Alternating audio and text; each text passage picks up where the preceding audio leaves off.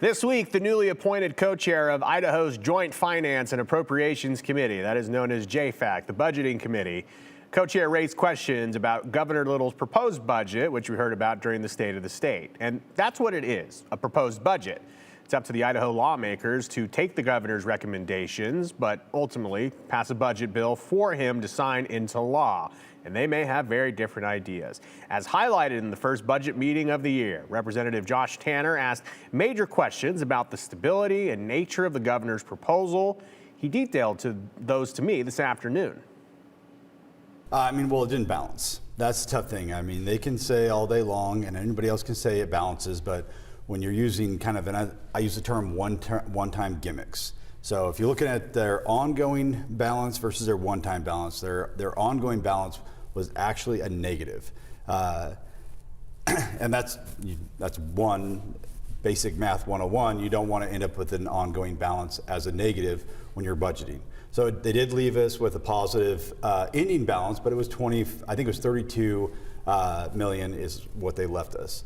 Now, when you fast forward, that's for 2026. When you fast forward into 2027, it gets even a little bit worse. They're leaving us $103 million negative balance in our ongoing funds. Again, using more of those one-time gimmicks to try to placate to hoping that we're going to get it. One of the placating gimmicks was interest. They took interest from all these different accounts, and they said, we're going to use this interest as our backstop and funnel that back to the general fund. But the tough part is what they left our ending balance. So in 2026, they left our ending balance 32. Get down to 2027, they're leaving our ending balance at $25 million. That to me was beyond a red flag. Is it also concerning that it wasn't just numbers, X's and O's, it was also policy decisions that needed to be made to move things around, like the statutory requirements on some of that interest? Beyond the statutory interest one, there was multiple other things in there. There was the IDLA, there's ILA. Both those are policy decisions. So far, I have not seen policies that have come out from the governor's office on those, where normally when they actually have something that they're adding into the budget, they're ready to go. They have that policy bill already drafted. They have the sponsors already kind of picked out. They've already worked some of the committee stuff, and they're ready to move forward.